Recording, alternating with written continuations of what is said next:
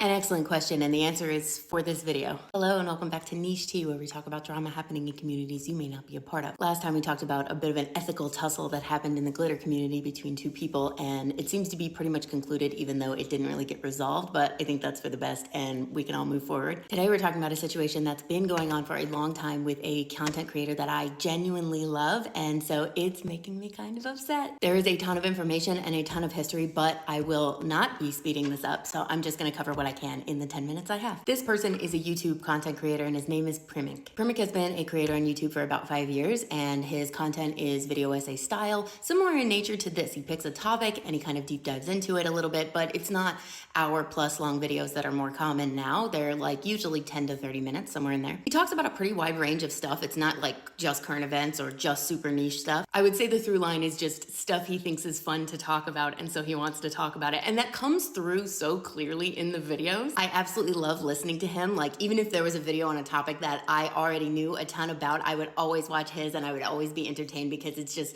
genuinely so fun to listen to his stuff. And for what it's worth, he does find really unique stuff sometimes. He made a video on Joe Exotic a full year before Tiger King came out. Anyway, he's fantastic. I highly encourage everyone to go check his stuff out and subscribe to him. And if you don't believe me, believe the fact that 1 million people subscribed to him in like a year, I want to say. That's how good it is. But despite this meteoric rise that he had on the platform, about 4 years ago, he kind of just disappeared. And a few weeks ago, he posted a video talking about what had been going on, and that's what we're here to talk about. Because in addition to this being egregious on its own, it's bigger than just him. So who we're actually gonna talk about is Lily Jean Truman. Real fast, before I go any further, you know the drill. I'm kind of co-adopting a family from another creator as part of Operation Olive Branch because my previous family, we did reach the goal for. Thank you so, so much. I would really appreciate it if people would go check out Colleen's page because she's the person I'm kind of stealing this from, which she's been very cool about. But in the interest of minimizing the number of clicks to get there, I'm also gonna put the GoFundMe in my own profile. This is in support of a team of artists and their families. It's 15 people total. They're raising money together because they've been sticking together to try and help each other.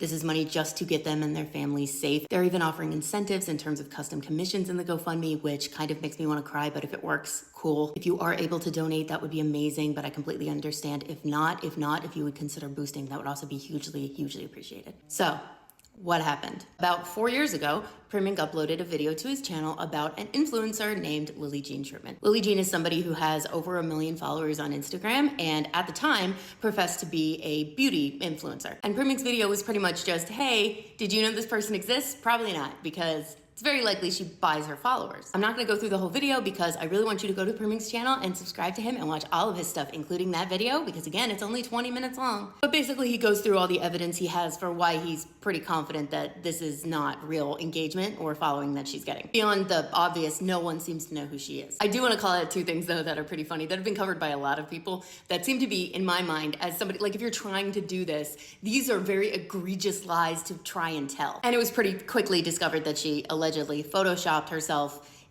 into a picture that was originally of Katy Perry. And the other was that she claimed she got the cover of Teen Vogue and like posted a cover with her on it. They don't print and haven't since like 2017. So girl. But the reality of it is this in itself is functionally harmless. This is clearly something that's very important to her and her mom. We're gonna get into that. And even if every allegation against her is true, that everything she posts is fake, that her mom is helping spread these lies, that she's claiming she has all these sponsorships and she does, like, it literally just doesn't matter. There's a bit of an argument that people who are legitimately trying to break into, for example, the beauty influencer world are being hindered by people like Lily Jean, but reality is, no, they're not. There might be a few instances where people just throw her affiliate codes or do whatever, but like CoverGirl is not going to sign Lily Jean because of what's going on. They're gonna look into her, they're gonna realize what the situation is, if that's what's happening, and they're not gonna move forward. Though I believe she did actually post a video with her mom where her mom's telling her she got a CoverGirl deal. Anyway, so a few weeks ago, after posting maybe 2 videos in the last 4 years, Primink posts an update to that and is basically like, ever since I posted that Lily Jean video, I have been under a relentless harassment campaign by Lily Jean and her mom. That alone, if true, but I do believe personally, is already not okay. But by looking into this even a little bit, the lengths with which the two of them are willing to go to try and scrub any negativity relating to Lily Jean from the internet is beyond the pale. Here's like a high-level summary of things that I found that people have alleged against Lily Jean and her mother. They copyright strike almost any video they can find of Lily Jean on YouTube. More on that in a second. They allegedly have a ton of alts they will use to harass people in videos where they can't get it taken down. They get people's tweets pulled down for copyright or for abuse or harassment, whatever. They report everything everywhere, basically. They reported so many posts about Lily Jean in the YouTube drama subreddit that a mod had to come in and be like, you can't post about this anymore. We're going to lose the sub. They used to allegedly actively harass on different social media platforms people who are talking about them. For example, Primink. They delete, so it's very hard to catch it. If you go to their actual social profiles for Lily and her mom, it's just promotion of Lily, that's all. But you can find screenshots people have taken from when they have posted in anger, and you can see some of the things that they've said,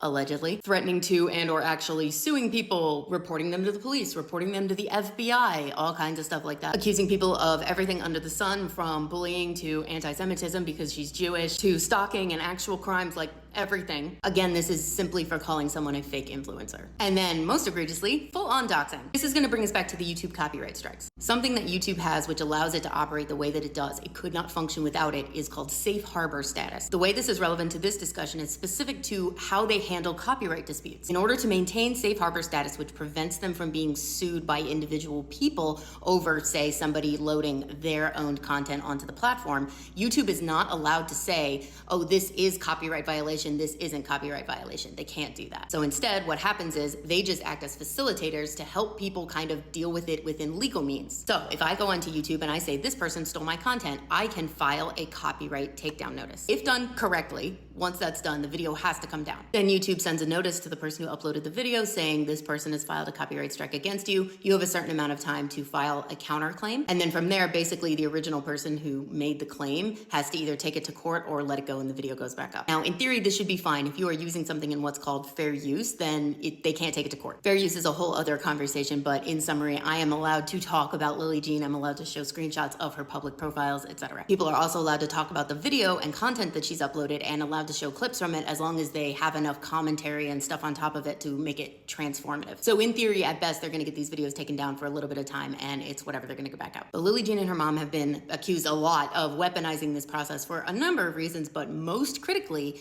to get the personal information of the people who are making videos about Lily Jean. Because if someone files a copyright claim against my video and I want to counter it so that my video comes back up because I know that it's fair use, as part of that process, I have to give them information that would allow them to legally sue me in court. That's part of what YouTube has to allow in order to be safe harbor. So I have to give them my full legal name and my address. And allegedly, at this point in their campaign of trying to get everyone to stop talking about them, they're at the point where they are utilizing this process to get this information to actively dox multiple YouTube creators. They have allegedly done this to Primink in multiple places, of course. Another YouTuber named Curtis Price was also allegedly fully doxed, himself and his whole family, by Lily Jean's mom. They are allegedly doing every single thing they possibly can to anyone they think they can who ever talks about Lily. And I'm really proud that Primink, who I believe is fairly young, has finally felt like courage enough to come forward on both Twitter and YouTube primarily and be like, hey, this isn't okay and I need help. Because at the very least, one of the alleged doxings was done by Lily Jean's YouTube in a YouTube video of Primink. That is an absolute violation of terms of service. And Primink has been desperately trying to get the attention of YouTube on Twitter to make them do something. He's got over 1 million subs and they're still not helping him. It's been 4 years. Now, I will say that after, I believe, Nicholas Diorio got involved, Team YouTube did finally seem to respond to Primink, so maybe something is happening, but I have not seen anything meaningful change. So I really want to encourage you, if you haven't seen anything from Primink, at the very least, go check him out. Go watch all of his stuff. I want him to make a lot of money, and genuinely, you're going to enjoy it. But if you also feel comfortable, please go follow him on Twitter. Please retweet his stuff. Please tag other really big YouTubers. I really want to help him. Do not harass Lily Jean or her mom. They can live in their little fiefdom. They truly do not matter. At this point, I am upset with YouTube for not doing what they need to keep their creators safe. Without the creators, these platforms are nothing. Please go show Primink lots of love. He needs it.